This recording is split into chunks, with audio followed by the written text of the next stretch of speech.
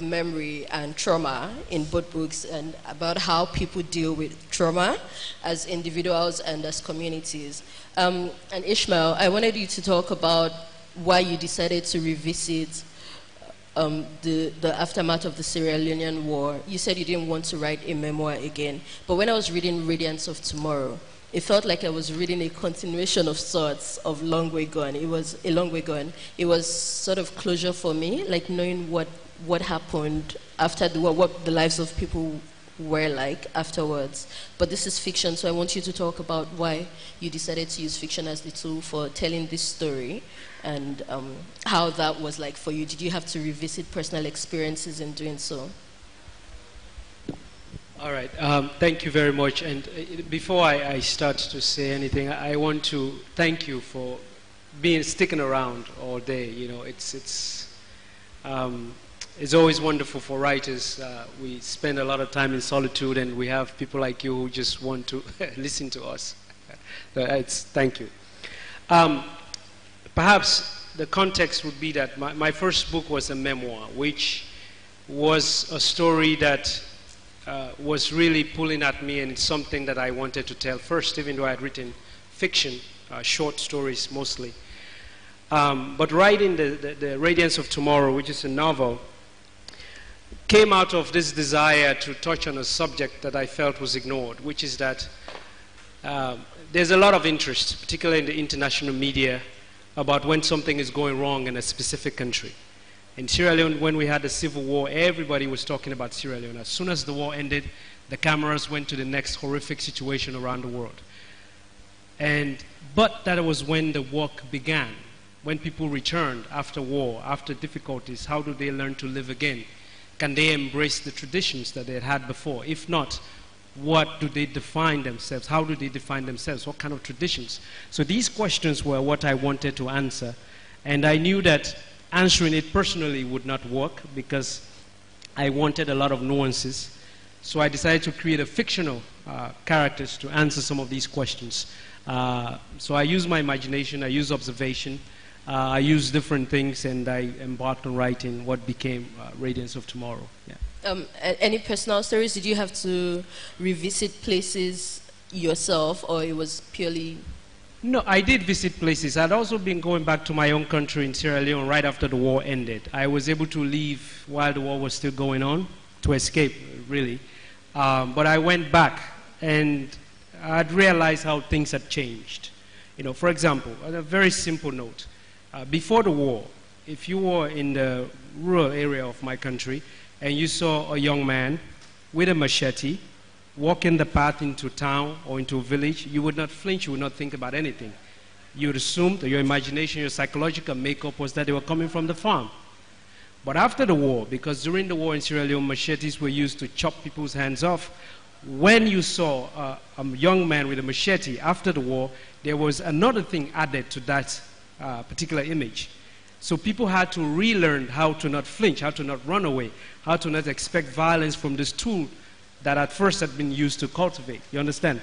So I observed some of these things. Even the idea of children, the concept of it had changed in Sierra Leone. Before the war, children were looked at just these very innocent young people, but then we were all used as children to fight in war. So a lot of adults had a lot of time to readjust to see children as just these innocent people, because these children had killed people in front of them. So there's a lot of undoing and remaking that needed to happen. So I saw some of these things, and then I tried to create characters around these sort of events. Okay, thank you. Oreva, your book explores a lot of issues. It has issues, it deals with loss, it deals with betrayal. You decided to tell this story? What was the motivation for you? And of course, it's also heavily about women. So what was the motivation for you in telling the story? Okay, hello everybody. First off, I would like to start with the fact that in an all-woman household, I have 4 sisters and no brother. My mom has no brother, and there's just 6 girls and no brother. So I've grown up around a whole lot of women, and so technically, when I wanted to write a book, I was obviously going to write about women. with the first draft of Absolution, it was only going to be about the main character, Tamno, who had amnesia. And that was born out of, one day I sat in my room and I thought about the fact that, what if I could erase, all the bad things that happened to me? It's like stuff has happened to me and I could just forget all about it. Would that make it hurt less? How would that be for me? And that was where I figured I want to write about amnesia. And so that birthed the main character. As for the second character, Ella, hers is a story of loss. And I'd like to say, like, if you put 5 women and 5 of them are going through stuff, at least 4 of them are going through relationship problems. Yeah? So women mostly struggle with, emotional issues. And I was wondering, how do you get over something that wasn't bad? Like, it's easy to get over a toxic relationship, somebody who was horrible to you, somebody who did the worst. It's easy to just disassociate. But what happens when everything was perfect and then the person dies? How do you move on from that? How do you, nobody really talks about moving on from that. So I said, I want to write about that. And then for the third lady, that was Sheila, who was abused. And going to school, talking to some of my friends, I realized that everybody had I was raped when I was small story. I was abused maybe by an uncle, by an auntie, by whomever. You just hear people say things like, this uncle touched me or this auntie touched me. And it always comes from people you would never imagine. It's like somebody who you've seen that is strong and put together just says something like, I was raped when I was small. And I was like, I want to talk about this. I want to talk about people who don't look like they struggle, people who, a woman who has been through, she's been raped, but nobody sees that she's struggling because she's not acting out in the way that people expect people who have been through such to act out. And I think that's what birthed, the 3 major characters in the book. So the last character, is that something that you struggled with in writing her, in thinking about how to present abuse, in thinking about how to present her not just as somebody that this horrible thing had happened to, but as a well-rounded character? Okay. Also, with Sheila, it was a bit hard in the sense that when you're talking of rape and abuse, it's a very sensitive topic. So you have to actually be careful so you don't, paint it in a way that is offensive to people who have been through that. At the same time, I was somebody who grew up with pedestals. Like, I started reading newspapers when I was 3. I started, I was that child that was in everything. And so nobody really expected me to struggle. Nobody expected me to, I remember one time in secondary school, I said to my friend, like, man, I'm going through this. And she was like, if you're going through something, what happens to the rest of us? So nobody really expected struggle from somebody like me. So it wasn't that difficult writing about that because I had been there. I had been in a place where, people had put me on a certain pedestal and nobody expected me to struggle and nobody was aware of all that I was dealing with, all that I was struggling with. And I couldn't really tell anybody because, who do you talk to when everybody else is looking up to you? So, yeah, it was okay. Okay, thank you. Now we'll take short readings from both Ishmael and Oreva. Ishmael, we'll start with you and then we'll talk more about the books. Okay, the brief context here is that the characters in this book are all returning to a town after the war, and they're rebuilding the town by even starting to clean up the bones of the people who had been killed and all the rest of it. So I'm just going to introduce you to a little bit of that struggle to find life in a place that where life had been destroyed quite some time. There was a time when the days in Imperi were longer and marked by elaborate conversations, tales, visiting friends and family, lying in hammocks under the shade and welcoming strangers with a calabash of cold water, going to the river for a swim or to watch children play diving games. Aspects of this life were there, but without the previous enthusiasm. Perhaps it was because a large part of the population was unsure what to expect out of their lives. They had gotten used to the fragility of things, but they knew they wanted something different from the elders, something new, though they didn't know exactly what or how to set about attaining this new life in their current condition. The simplicity that had once been life had become a burden, especially when it seemed everyone waited for something to do.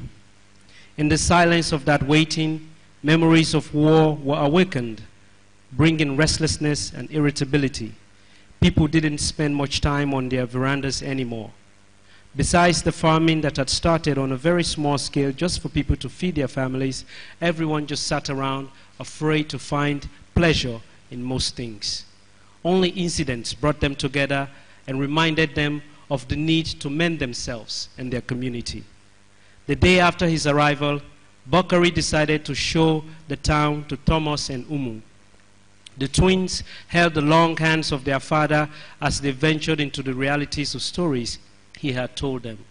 His quiet demeanor and even his strides were calmer than his children, whose impatience made him laugh, a slow, drawn-out laughter that made others smile. Umu and Thomas greeted people, the few who sat on verandas, the way their father had told them about how things used to be. Good morning. Was sleep generous to you and your family? Has the world greeted you kindly this morning? The children repeated to everyone they encountered. Most of the people ignored them and went inside their homes because these questions reminded them either of the families they no longer had or of the fact that the world was still cruel to them. And they wanted to forget just a bit before facing the day. Some of the people laughed because they knew these old words didn't belong to the children who spoke them. Father, how come they do not respond the way you had told us? Is it because we are small and they don't know us from before? Umu asked. No, children, it isn't because you are small. They will answer better with time. I am sure they will, Bakari said slightly ponderously, as he wasn't sure when this would happen. The children didn't give up, and the next person they greeted was Sila, who was standing under the stoop of his veranda, looking at the sky and breathing in the morning air with a vigor that made the children laugh. When they greeted him, he responded in detail about how he and his children were and how they had slept, and he asked the same questions to Bakari. While Sila was speaking, Hawa and Mada came onto the veranda and sat on an old wooden bench, listening to their father and watching the visitors with eyes that hadn't completely been freed from sleep. Umu and Thomas' faces filled with joy as they experienced what their father had spoken of so many times. Afterward, they giggled and poked each other as the adults had a long conversation about the way things had been, how in the morning there used to be a man who would play the drum at 5 a.m., then again in the evening for dancing, and finally deep at night singing a quiet melody that summoned sleep for everyone. I used to dance to that drum every time I walked by from my farm. The sound cheered me up all the way to work, Sila said, mimicking some of the moves, crossing his feet over each other and quickly making the drum sound with his mouth. He was dancing so well that looking at him, the children forgot about his missing hand. Bakari joined in the dancing while telling Sila that he too had liked the drum, closing the night in particular. He'd also said it was actually how he met Kula, his wife, dancing in front of the drummer in the evening. While the adults reminisced, the children watched one another. Umu and Thomas clearly wanted to know why Hawa and Mada were missing arms and hands, but they didn't know when it was appropriate to interrupt the adults. So they stepped onto the veranda, closer to their age mates, to see if they had just put their hands inside their clothes as children do sometimes, especially in the morning when it was a bit colder. Umu even touched the stump of Mada's arm. He smiled awkwardly, trying to understand why this little girl didn't seem to understand that his hands were gone.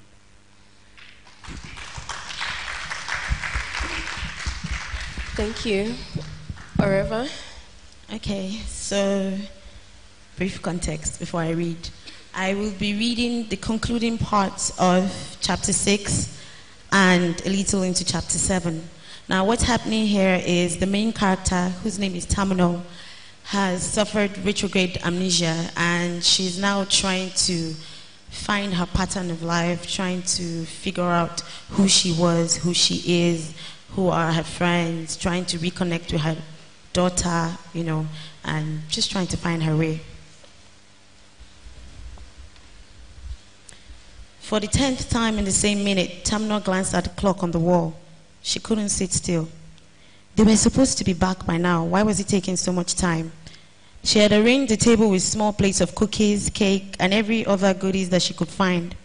She even went out to get some ice cream and clear her head, yet they weren't back. How far was the place?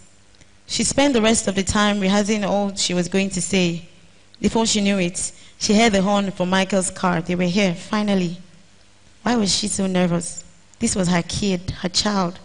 Her palms became sweaty and she fidgeted as she tried to decide whether to sit or stand. Or she could go to her room and pretend she wasn't expecting them. She decided against that. That would make it seem like she didn't care enough. Finally, she settled on the couch and waited for what seemed like forever for them to walk through the door. "Mommy!" Her little girl screamed her name as she ran towards her. One look at the bundle of joy and Tamino forgot all she had planned to say. The girl was standing in front of her with large, hopeful eyes, waiting for her to say something, but she couldn't. She couldn't say a word. Mustering up all the courage left in her, she said the only word that came to her head. "Hey, baby." "Hi, Mommy. I have so much to tell you. I miss you so much. And Daddy says you can't see me because you've been in an accident. Is it true? Does it hurt?" Tamino could feel tears well up in her eyes. She wouldn't cry. Not here, not now. She had to get herself together for her little girl. "Yes, it's true. It hurts a little, but I'll be fine." "So, does that mean I can come back to the house for finally?" "No, honey, but Mommy will be coming to see you often. Come here and tell Mommy everything." She opened her arms and let the child wiggle her way into her laps as something told her this was going to be a lengthy tale. Minutes passed and Tamino listened with fascination as her daughter told her everything there was to know. She told her about the girl in her class who she thinks doesn't really like her, about her new favorite teacher, about grandma's yummy rice and chicken, about Pam, her teddy, who was sick. The list was endless. She didn't have to say anything. All she had to do was sit there, smile, and enjoy the feel of her child in her arms. She was sorry when the time for Precious to go came. The girl was like a ray of sunshine, so happy and bubbly. She was glad that she listened to Dr. Femi. She had made progress. She still had a lot to learn about her daughter, though. What she loved, things that frightened her, and her favorite snack. She was going to learn all of it. Now that meeting her daughter was out of the way, she set her mind on the next task ahead. Chapter 7. On the journey to self-discovery, one has to find the right set of people to steer them in the right direction. This was something Tamino had seen in one of those papers that they randomly shared around. She needed to meet new people. That's why she had decided to get dressed and attend the women's meeting Dr. Femi told her about. Tamino looked at the bunch of people in front of her with dismay. She was so lost. She had never seen so many women in one place at the same time before. They all seemed happy. She, on the other hand, well, she didn't know what she was feeling. There were so many people with different attitudes in here. She wondered how they ever got along. In the far end was this woman, all scarred and scraggly. She looked so fierce in her tank top and jeans, like she had no care in the world, chewing her gum with such ferocity that Tamino was so sure she was going to bite her tongue. Then there was another one in front, small, petite, withdrawn, and very beautiful. This one looked too innocent to have any problems. She looked fragile, yes, that was the perfect word. At the other end was a group of women who she assumed were the single moms. They talked and laughed in hushed tones, exchanging glances every once in a while. She could go on and on to identify the different mixes in the crowd, but she was stopped short by the appearance of a woman who seemed to be in charge. She was clearly well along in years, but she carried herself with such grace that one had to wonder if she was really old. She had on a warm smile and greeted everyone graciously till she got to her seat in the front of the crowd. She had everyone's attention. Everybody was relaxed now, like they were all in agreement. There was only one point of focus. She opened her mouth and started to sing a beautiful song about the love and grace of God. Soon, everyone joined her. They sang with fulfillment and contentment.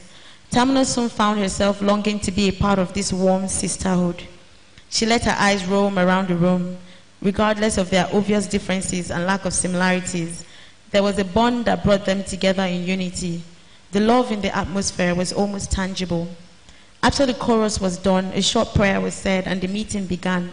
Women came out to share. That's what the moment was called, sharing moment. Testimonies, struggles, victories, people said all sorts of things, and Tamna silently wondered how you get so free that you air all of your dirty laundry to total strangers. In the world she lived in, no one cared about your achievement or struggle or whatever. But here it was different. When all the sharing was done, the woman from the beginning, who Tamna knew now to be Mommy Rebecca, was introduced. She came and addressed the crowd. There were not more than 25 people in that room, but Tamna felt strangely surrounded and comforted.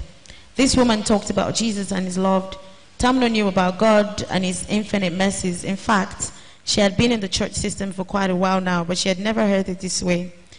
This for her was a whole new ball game. To this woman and most of the women sitting in the room, Jesus was personal. Someone could feel and relate with, like a tangible presence. And at one point in time, Tamna felt like she could almost feel his presence in the room. It was truly amazing. At the end of it all, she felt herself wishing for it to go on and not end, because for the first time since the accident, she felt at peace. Sure, she still had questions and doubts and fears and insecurities, but right here, in this group of total strangers, she felt home. She felt none of that. It was almost as if she was completely okay, and right here, right now, in this group of total strangers, all her problems seemed to have vanished. Still mesmerized by the beauty and loveliness of it all, Tamna remained in her seat as everyone made small talk with one another and ate gladly the refreshment available. Tamna couldn't eat anything. She could not even get herself to leave her seat. Amazing, huh? Tamna turned to see who was talking to her. It was a young woman. She looked so scruffy in her weathered jeans and the slim scarf that she tied around her braids, chewing the donut in her hand like there was no other one. She went on chewing, totally ignoring Tamna's awkward stare. Don't worry, it'll pass away. It's a JJC feeling. So, what's your story? Huh? Story? Yeah, you know, like what brought you here. Everyone has a story. Sheila, leave that young woman alone. This was a pretty petty woman from before. She had come to join the conversation and was now tugging at Sheila's arm. Hi, I'm Ella. Hope my friend here hasn't made you uncomfortable. Oh, come on now. I was only asking her a few questions, you know, getting to know. I wasn't talking to you. I was talking to the fine lady. What's your name, by the way? Tamno. Oh, hi, Tamno.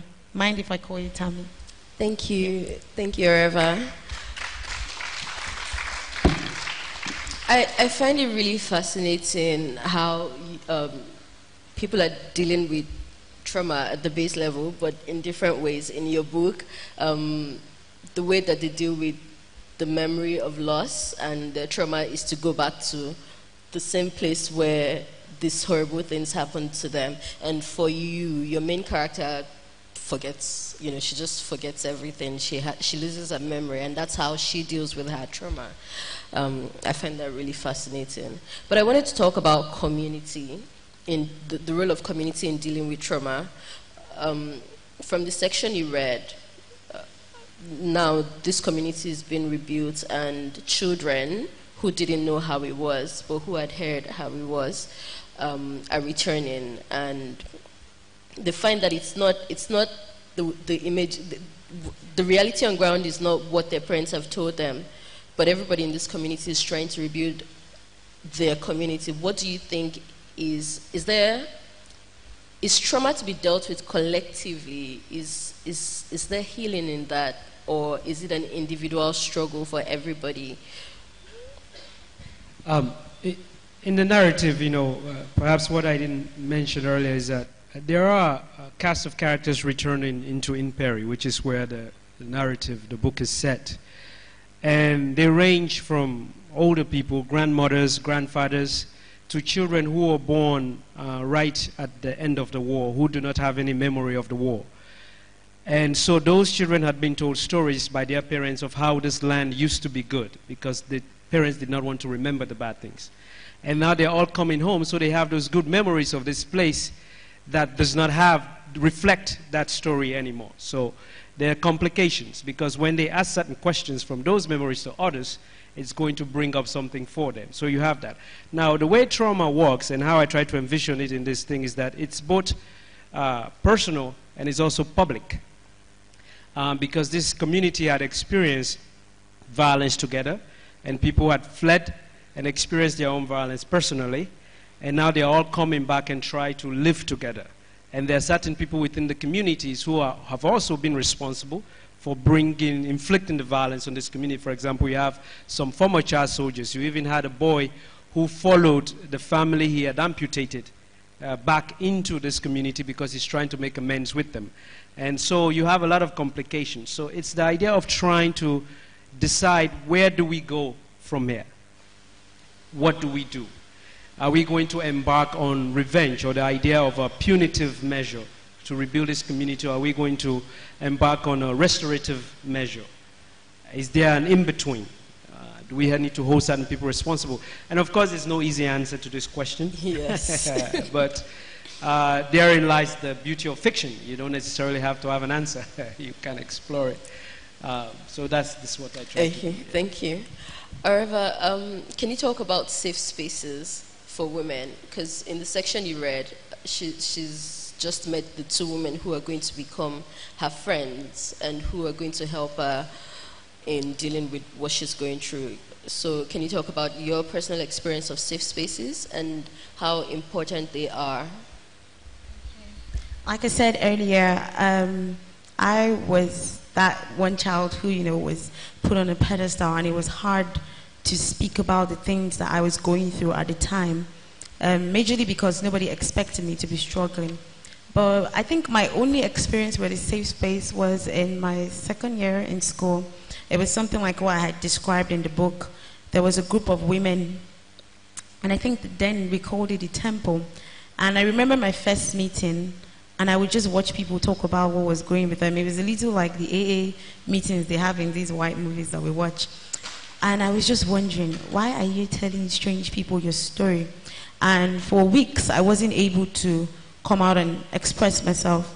But I realized that when eventually I was able to express myself, there's something freeing about sharing what you're going through. You might not necessarily get a solution in that instant. Like, you tell somebody, I'm going through this. The person might not have an answer for you, but there's a release in your spirit when you share, when you're able to talk to somebody and you see the person's face and you can tell in that moment, I'm not being judged for this. I am not being, this person has this, I understand. There's something, it's just, there's a kind of healing I cannot really explain that comes from that. And I feel like there's not so much of that around, but because there are people who would snitch and go and use your secrets too. But that being said, when you really find, a safe space, a space where you can go without feeling judged, without being questioned, without being, you just feel free, there's a release in your spirit that cannot even be explained. Speaking about spirits, religion, when I was reading your book, I felt like, at some point I was like, wait, is it a Christian novel? I wasn't sure, because, there were constant references to God. Even in the section that you read, it's a religious meeting. And I wanted to know what your thoughts are about religion as a tool for healing. Okay, so I am Christian, probably Christian. And when I set out to write Absolution, I didn't say, I want to write a Christian book. I just wanted to write a story. But like I always say, more than a religion for me, it's a way of life. So definitely there's certain influences in my writing. You will hear me reference God every now and then and all of that. That being said, religion as a way of healing, I believe that there's only so much as a man that you can do for yourself. There's only so much, a person can do for you. Let me give this example. My experience with healing, more than talking to people, more than telling people, oh, this is what I went through, it was the first person I was able to properly open up to. Was like, it was easy to pray because I couldn't see him. I couldn't tell if he was judging me or not, so oh well. It was easy to say, dear Jesus, I've done this and this and that, and I'm a really shitty person, but I know that you love me, I know that you accept me. It was easy because there was no way I could tell if I was being judged. And when I finished, there was no thunder striking me dead. There was nothing of that sort. So it was just easy for me. So doing that, I kept on, constant communication. And for me, I saw results. And I felt, okay, this helped with my healing. So definitely, in writing, that there was... It reflected your experience. Yes, it had to reflect some way or the other. Okay, thank you. Yeah. Ishmael, my last question for you before we open the floor to the audience. Language. Even from the beginning of the book, you mentioned wanting to bring the oral tradition of storytelling into the writing. And for those of you who haven't read the book, you should absolutely get it. When you're reading it, you know that the writer is not thinking in English. It's like the descriptiveness of it is not something that English language used ordinarily can capture. And I wanted you to talk about what language you were thinking in, why you chose to write, to translate it into English as much as possible instead of writing in that language. Well, first to start with, I think one of the things as writers from the African continent, or African writers, we are blessed with the fact that we are coming from a part of the world that has many, many languages, and these languages have their beauties in them. Though as a young boy going to school, I was told not to speak any of my languages in school. It was considered a vernacular, and I was actually flogged to speak. I remember this very well. And so I try not, when I was writing this book and when I became a writer, I started realizing that the English language was not sufficient to express certain things that I wanted to express from the languages that were in my head. And all my characters, when I think of them, do not speak English. They speak other languages. So I have to then translate within my head, and it arrives on the page in English. So that process itself redefined the English language and finds a new version of English for me. I will give you Sierra Leone. We have it pales compared to Nigeria, but we have we have 13 languages and 3 dialects. And so as a kid growing up, I knew 7 of those just because I was born in a certain environment, right? So in Mende, which is my mother tongue, for example, when you say night came suddenly, the translation means the sky rolled over and changed its sides. So if I had the choice of saying, oh, night came suddenly, or the sky rolled over, obviously I would use the latter, right? Now everybody else outside of the African continent will say, but that Ishmael is so good with, his prose is so nice. In my village they will say, but this boy, even a small boy can say that, But anyway, but that's the advantage we have, So when I was writing, I really wanted to bring that liveliness in our language, and also the fact that our languages are alive. For example, Pidgin. The Pidgin that you know today, next year it will be different because there will be new slangs added to it. Our language constantly evolves and changes. So I wanted to bring all of that liveliness and that beauty in it. And one last example I'll make, for example, with a ball. In English you say a ball, right? I say the children kicked around a ball. In Mende, a ball is called fefete, which means a nest of air or a vessel that carries around air. So because when we speak about an object, we speak about the components of that object. So if I say the children kicked around a nest of air, a vessel that carries air, hey, New York Times bestseller right away, You know what I mean? The point of this for people who are here who want to write is that you have to rely on your culture, your background, your languages. These things are very important in shaping your prose the way you want it. So. Thank you so much. We're running out of time, but we'll take a few questions from the audience. So, show of hands, anybody with questions? Okay. Okay, so 1, 2. Hi. He's over here. Good evening. Virtually, it's not a question I'm going to ask. Okay, I'm Ahmed. I am just going to put some comments. For your sister, I want to say thank you very much for not compromising your religion, because it's a way of life. It's a yardstick. Because if you don't advocate it, which one will you advocate? And because you are writing something related to that.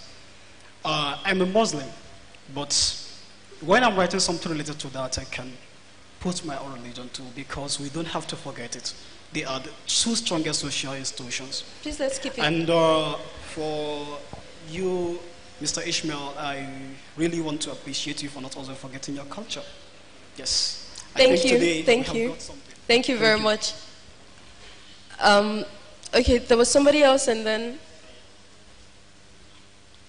My name is Emitayo.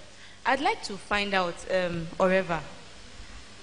I find what you wrote about interesting, Amnesia, and I'm just wondering, we see it many times in films, it's easy to see on screen, and I'm just wondering, how does one write about, amnesia, like this person has forgotten? How did you decide, I want to write about, how did this story come to you, and how did you write this condition into this character? Okay, let's take the last question, and then Sheila. Hi, this question is for Ishmael. So without wanting to reveal too much about the book, there's a part of as the story goes on, we discover that this post-war society, this post-trauma society, finds that it now has to deal with a new kind of, a new desperation as people are looking for new ways to make a living, and an innocence is lost in the sense that corruption creeps in. For example, the teacher who was, I think, stealing from the school. I read this book a long time ago, sorry.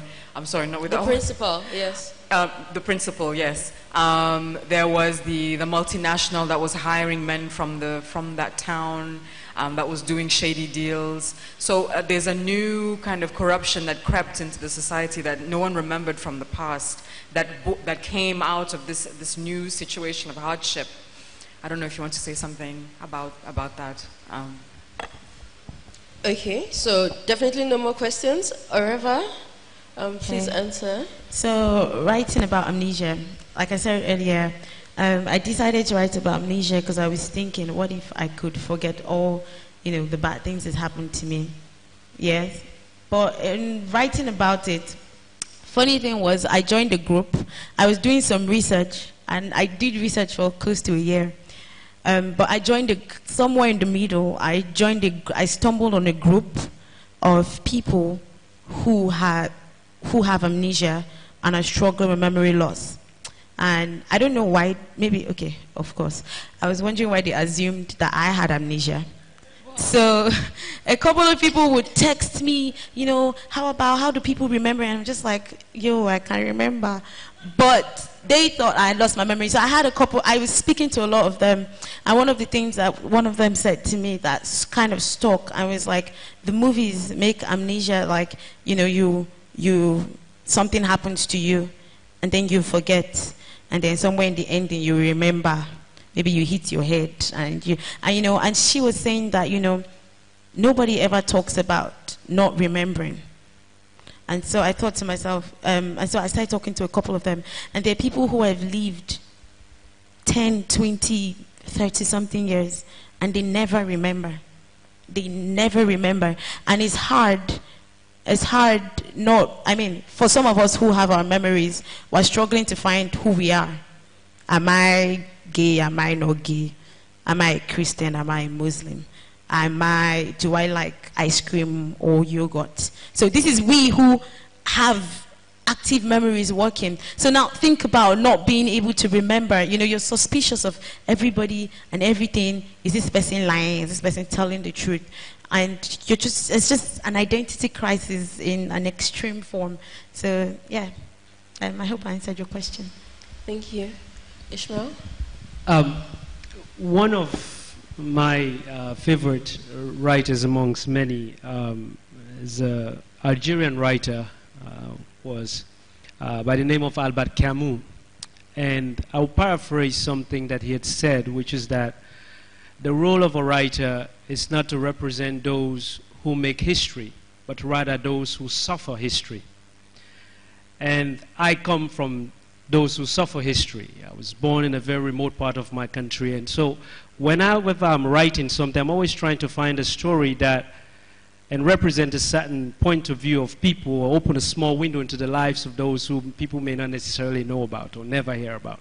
So what you're talking about in this novel that I opened was this idea of desperation that comes about in a post-war environment where people do want to continue on with their lives, and then they have to make compromises on their moral and their ethics, even on their religion, to be able to live. So you have a scenario where there was a school being rebuilt, being revived, and the principal, though well-meaning, is very corrupt, because he's a character that pays school fees for some of the kids, but he also adds names of teachers on the payroll that do not exist. So what do you do with somebody like that? He's a necessary evil to some extent. In addition, a mining company comes up in Imperi when the characters have returned that then started destroying the land. And from the African point of view, particularly from Sierra Leone, during the war, we knew the war was horrible in all kinds of ways and villages were burned down, but there was always a physicality we could return to our land, where our grandparents are buried. So we knew that we can come back with whatever psychological damage. But the new mining company now, what he was doing was destroying the physicality of the land, where they would destroy the cemetery and they would flood it with a dam in order to dig the mineral.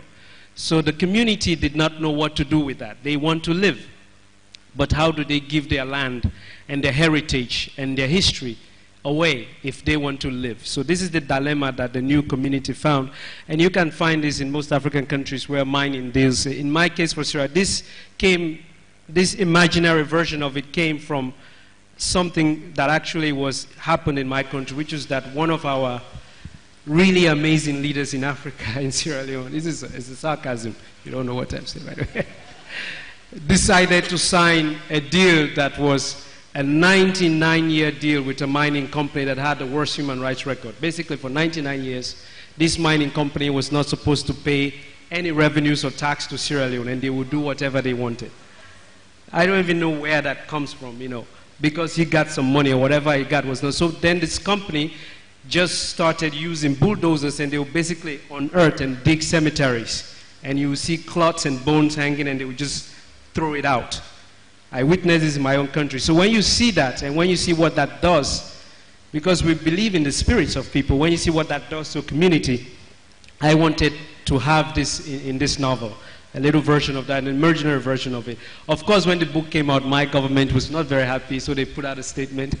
That's when I thought I did a good job. I was like, okay, if they're reacting to that. So in spite of it being labeled as fiction, your government had a reaction to that? Oh yes, but that was exactly my response. They were like, hey, you boy, you know, why are you telling that this is what we did to people? I was like, it says a novel. It's fiction. So if you're getting all upset, there must be something really wrong with you. Do you want us to write a journalistic piece about it? And then they kept quiet, so I guess. Thank you. Thank you so much, Ishmael. Thank you, Areva. And thank you, guys. You're so wonderful, staying so late. And thank you. Thank you very much.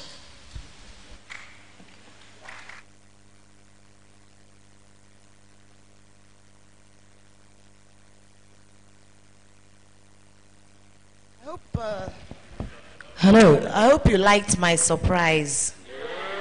Yeah? When I tell you I'm going to do something, I always keep to my word. Right? So, let's go and have dinner.